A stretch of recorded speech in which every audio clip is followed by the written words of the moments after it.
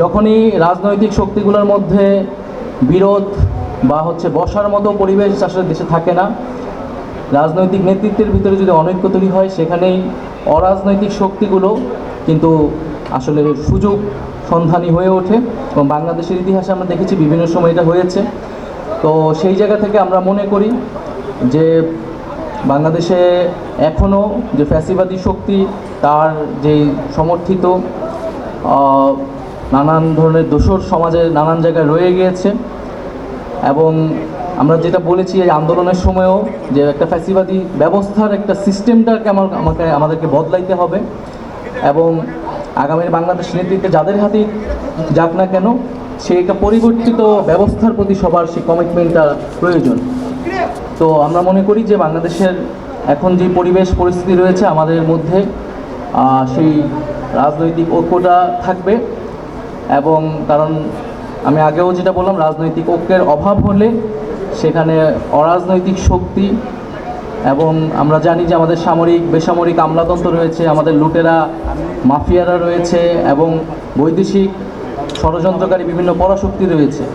এবং বাংলাদেশে দীর্ঘদিন নতজানু পররাষ্ট্রনীতির আন্ডারে বাংলাদেশকে রাখার চেষ্টা করেছে বিগত সরকার। তো আমরা সামনের বাংলাদেশ স্বাধীন, সার্বভৌম এবং একটা গণতান্ত্রিক বাংলাদেশ হবে, বৈষম্যহীন বাংলাদেশ হবে, সেটাই আমাদের প্রত্যাশা।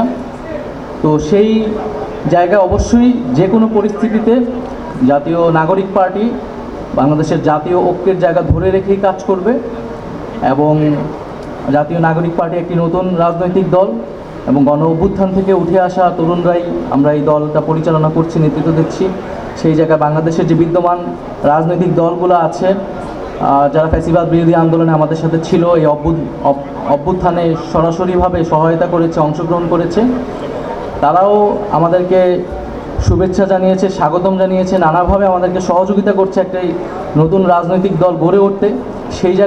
সেই জায়গাতেও আমি জাতীয় নাগরিক পার্টির পক্ষ থেকে বিএনপি সহ বাংলাদেশের ফ্যাসিবাদ বিরোধী রাজনৈতিক দলগুলোকে আন্তরিকভাবে ধন্যবাদ জানাচ্ছি। এবং আমরা মনে করি যে আমাদের যে মুজিববাদের বিরুদ্ধে আমাদের যে লড়াই হয়েছিল, গণ অভ্যুত্থান হয়েছিল, সেই লড়াইয়ের স্পিরিটটাকে আমরা ধারণ করব। এবং একটি কথা বলা হচ্ছে যে ইনক্লুসিভ ইলেকশন, আমি মনে করি যে ইনক্লুসিভ ইলেকশন হওয়ার মতো, বাংলাদেশের জনগণকে প্রতিনিধিত্ব করার মতো রাজনৈতিক দল বা পক্ষ বাংলাদেশে রয়েছে।